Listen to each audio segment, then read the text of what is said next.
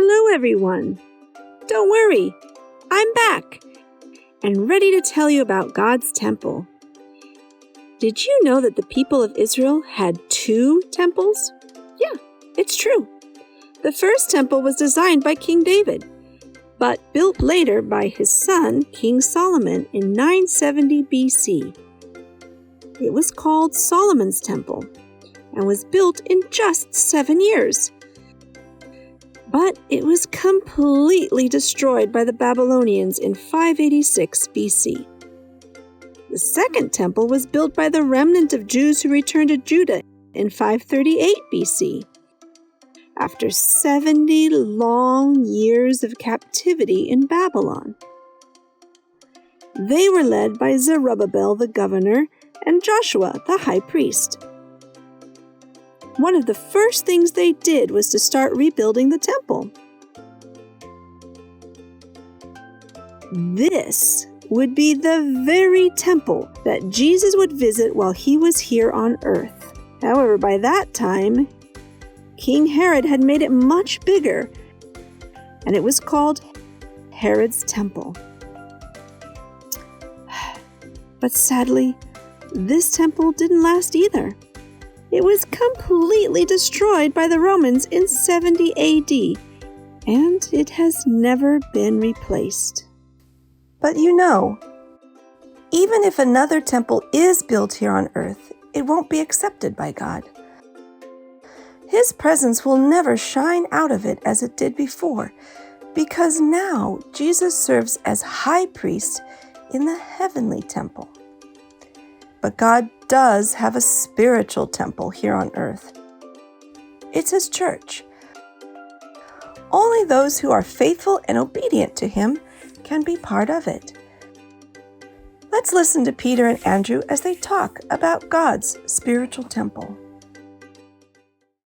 Peter, I'm still thinking about the conversation we had with Jesus the other day, when he asked us what others were saying about him and also what we say about him.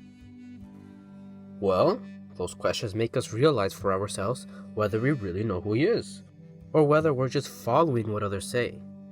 Because some think Jesus is John the Baptist, or Elijah, or Jeremiah, or maybe any of the prophets. But I believe Jesus is the long-awaited Messiah, the Son of the living God. Yes, you answered so quickly and with such a confidence. And when you said that, he called you Peter, the name Jesus gave you. So you mean Peter means stone? Yes, but when he said he was going to build his church on the rock, we knew he wasn't referring to you. Of course not. The Messiah is the rock. My name Peter just means a small stone, like a pebble. Look at all the prophecies of the Old Testament. David said, God only is my rock and my salvation. He also said, the Lord is my rock and my fortress and my deliverer. Ha! Well, not everyone believes that. Many followers are disappointed because Jesus is poor and doesn't even try to become king of Judah. So they've left us. But I will never leave him. Even if all of you leave the Master, I won't leave him. Of course not. He's the rock on which he will build his church, and Satan won't be able to destroy it. You know, there's a lot I don't understand of the teachings of Jesus. But I know this. Jesus Christ is the foundation, the cornerstone of our faith. Believing that he is the Messiah and God's Son is the first step in becoming his follower. Of course, there is much to learn after that. But none of his teachings can be understood unless we first believe that Jesus is who he says he is. You're right, Peter. Everything else builds on top of that. Kind of like the way they made this temple. First, the cornerstone, then the stones for the walls. The cornerstone has to be strong because it must carry the weight of the building. If it cracks or collapses, the whole building will fall. Ah, yes, but remember when Solomon was building his temple? They brought a huge stone, and the builders rejected it because they thought it wasn't good for anything. And because it was so big, and they couldn't even move it. It irritated everyone because it was in everyone's way. Then, everything changed. They needed a strong stone for their foundation. That stumbling stone, the one that had stayed out in the sun and the rain, but was still strong, was chosen to become the cornerstone of the whole building. That's why everyone who doesn't understand the mission of the Messiah rejects Jesus. I see it now.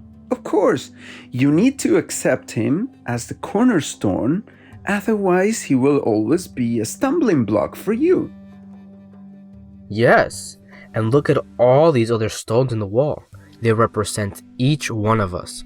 All who believe in Jesus are living stones that make up his beautiful temple. It's a temple God himself is building. We are all different. Some are large and strong, and others are small and delicate. But each one has its own place, and each one has its own important work to do. Of course, now I understand why the stones for the construction of Solomon's temple were cut and polished in the quarry and not in the temple. We all need to be polished to perfection with God's help here on earth before we go to heaven to be part of God's spiritual temple. Well, I see why my name is Small Stone. Although I may appear as a strong rock because I'm impulsive, I'm actually unstable as a pebble. I've already failed God many times. I still need a lot of polishing. Don't worry, my brother. Stay faithful to God, and he will make you into a beautiful stone in his heavenly temple.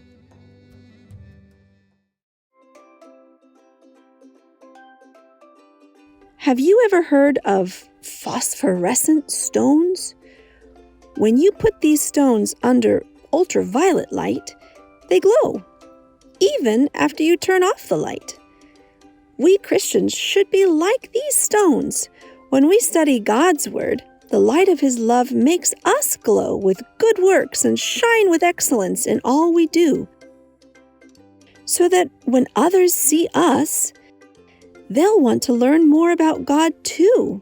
Now let's start our project. The Israelites often piled up stones as a memorial to remind them of how God had helped them.